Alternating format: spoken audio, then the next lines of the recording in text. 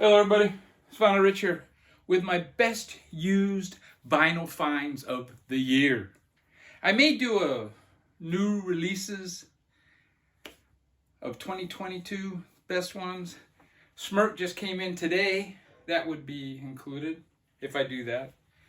But this is going to be my used. Now this first one, and I'm going to do them pretty much in the order that I got them, except for this first one. This is my favorite one. Think about it. I'm going to show my favorite one first. Think about it. And that's the Disconnects. Ryan Kidd's band, Wake Up Dead. I got this shipped to me all the way from Japan. It was sealed, so it was new, but I'm going to put it in the used vinyl finds because, I mean, it's kind of an older record. If you don't know Ryan Kidd, he has a YouTube channel. He's the Human B-Side. Great channel. One of the best in the VC. He's one of the best personalities in the VC. Let's put it that way. He does a live stream with Dr. October. It's Doctor and the Kid, the best live stream on YouTube. And yeah, this is fantastic, man. I was jazzed to get this. This is like Ryan Kidd's Sgt. Pepper, you know? It's great. Now my next one is Joy Division, Closer. Or Closer. That's how I always said it. Their second album, fantastic album. I don't know if it's as good as the first, but you know, if it's not far behind. Just a great pickup, great shape. It is an original. You put it up to the light and you can see red.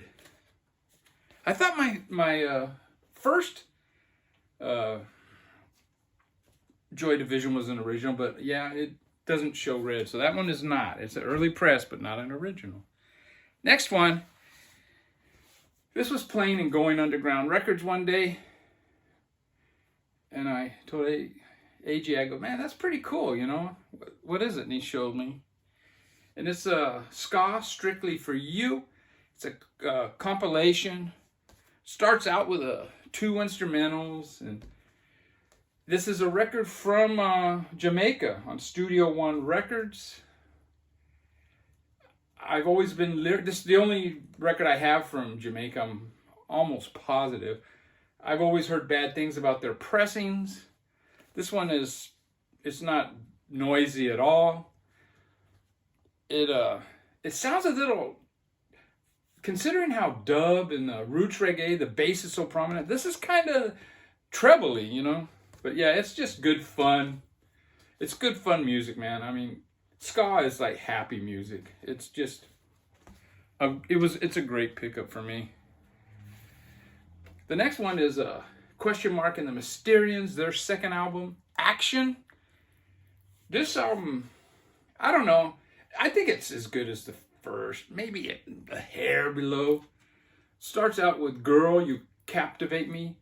Great garage rock. Has some soulful vocals in it. The second song, Can't Get Enough of You, Baby. It starts out like that. It has the riff of 96 Tears, you know. And you know, that's common for some of these bands. But yeah, this is a great garage rock pickup. I believe out of Detroit, Michigan, is it? And Question Mark actually had his name changed to the symbol Question Mark, legally. Now the next one is definitely another Detroit band, and it's MC5. Kick Out the Jams, is it? Yeah, Kick Out the Jams. A live album. I never really got into this album. I mean, I've heard their second album, and I thought it's just okay. Some of the cover songs are kind of wankerish. And then I heard this one, and it starts off with Ramblin' Rose. For me, it's the weakest song on the album. But yeah, this is a great album. I'm so glad I finally came around and bought it and listened to the whole album all the way through. Great pickup.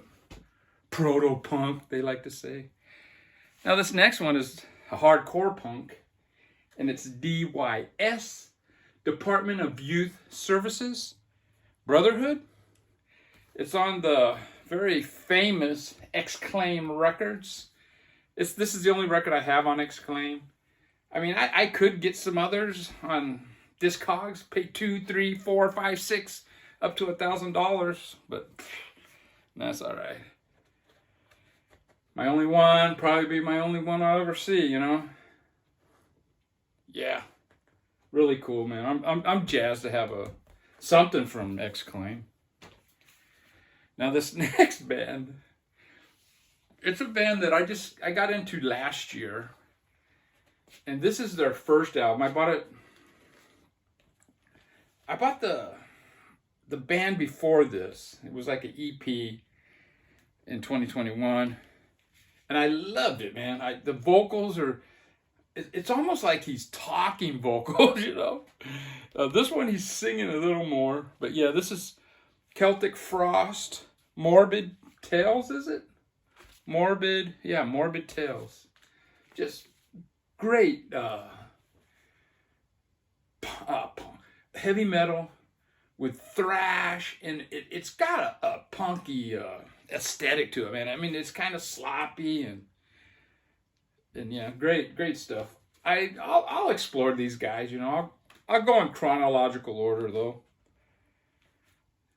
I mean, I'm sure there's a point where they're gonna start playing stuff I don't like, but I love this, man. The first song starts off with this, and I'm not doing it justice, and then it goes into the jam. I love this record, dude. Next one is War in a Babylon, Max Romeo and the Upsetters. This is a fantastic album. I had trouble not including this in my top 10 of the year this came out, which would have been 77 or something like that. I guess Lee Perry produced this. Just a great reggae dub album, I guess you would call it. Yeah, I got into dub this year, you know. I never really liked dub that much. In fact, I remember I saw Public Image at UC Irvine, and all the music between bands was dub. I mean, deep, heavy dub. And apparently, I guess Johnny Rotten was into dub. But man, it was dreadful. It was like torture. This may be my, well, question mark in the Mysterians is Garage Psych, but yeah, I tried to get this done before the gardener showed up. Coco, leave it. This is definitely a psych album.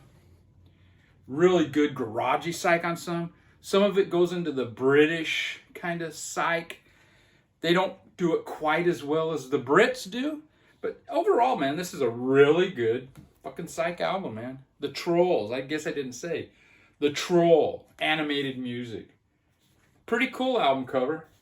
And really good music, man. If you're into psych. Next one is Jesus and the Mary Chain, BBC sessions. I bought, I think, 3 Jesus and the Mary Chain records used this year. And this is, I would say by far my favorite. Just really good, raw. I mean, side 1 is recorded in 85 when they came out of the gates. Just this fuzzy punk rock band. People call them shoegaze now, but they were fucking a punk rock band all the way, dude. This is really good. The BBC sessions, and I've been picking, I've got like Susie and the Banshees BBC sessions.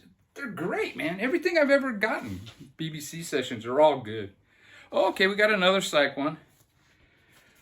Pacific Ocean. This one has some soulful vocals. Really good album. Trippy cover. Yeah, I never heard of these guys. I bought it blind buy, you know, just, yeah, the price wasn't that high. So, yeah, I'll try it. And very good. Now, Glen Kelloway in the Basement, he just did a video of talking about, you know, the things we don't talk about. You know, we talk about all our great finds, but we don't talk about the duds, you know. And he was basically showing a lot of Rice Krispies. I think I only got one Rice Krispie all year used. This one though, it had like a slight warp. Like on one side, it was like this. It wasn't like a bowl. It was like this on one side, and it played, but it affected the play. And what I did is I stuck the record on the bottom of this, had these records all, stacked on top of it, and it flattened it out. Son of a bitch. Benji, fucking shut up. Leave it. Sorry about that, man. If I was a professional, I'd edit all that shit out, but I can't be bothered. Next one is Tubeway Army. Gary Newman's band. His first album, I believe. Just fantastic. I've heard some of these songs, but I was blown away by this. I love this album, man, and I'm pretty sure this did make my top 10. Now, this next one was also a blind buy, and it's Bakersfield's Big Guitars. Guitar Country. It's a country album. It's kind of like those Exploito psychedelic albums that they came out with, in the 60s. This is early, like 63 or something, this came out. And Clarence White is on this album. He's playing sitars. I was surprised at how much I really like this album. It's all instrumentals, if I remember right. But yeah. And my last two is NIL Neil Desperangum, man. Neil Desperangum by Deerfield. Their 1971 album.